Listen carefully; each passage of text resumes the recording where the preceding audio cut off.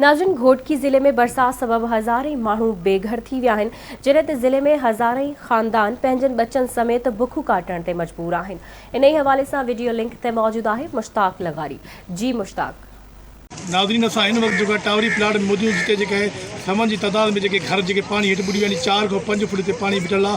हिन वक़्तु अचो त जिन ॻोठाणनि ते ॻाल्हि ॿोली की उन्हनि त इंतिज़ामिया पर का उन्हनि जी साह लधी आहे या चूंडियल लधी उते पहुता आहिनि। पानी हित बीठो आहे। डीसी मुख्तार घर आयो आहे? हाँ आयो सही मोटी वियो मानी मोकिले छॾ।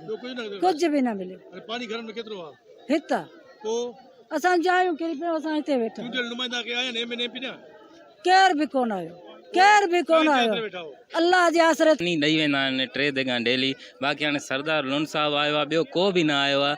होॾे पाणी तव्हां ॾिसो, असांजा सॼा घर ॿुॾी विया आहिनि।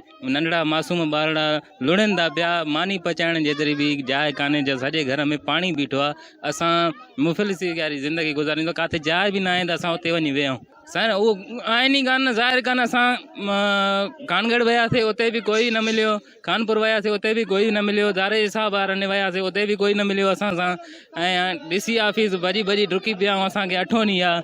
सरदार साहब चौक ते असां सां मिलियो, मोटिया अचूं पिया। असां सरदार साहब खे हथ ॿधी अपील कईसीं त असांजे सर विज़िट कयो।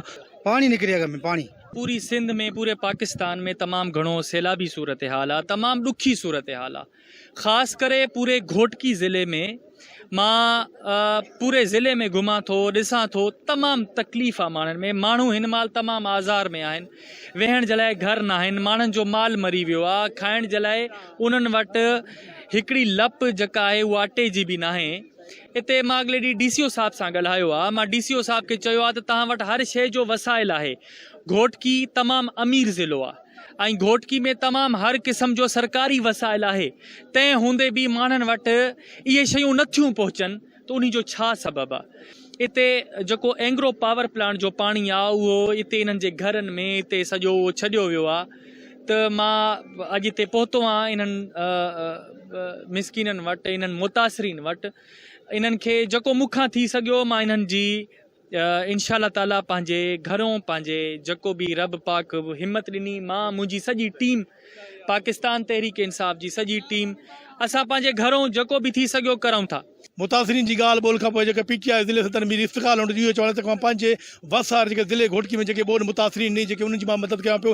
हीउ जेको आहे जेको पाणी जेको ज़हरीलो पाणी पावर प्लांट पर छॾियो पियो वञे हिते, जेको उहो बि मां ॻाल्हाए करे ऑफिसरनि जेको पाणी जल्द बंदि कयो। ऐं जेका जेतिरी क़दुरु मूंखे थी सघी जेका मां ग़रीबनि जेका मदद कयुमि, जेके ॿोल मुतासिरीन घोटकी ज़िले में उन्हनि जी भरपूर जेका पंहिंजे तरफ़ माली मदद कंदो।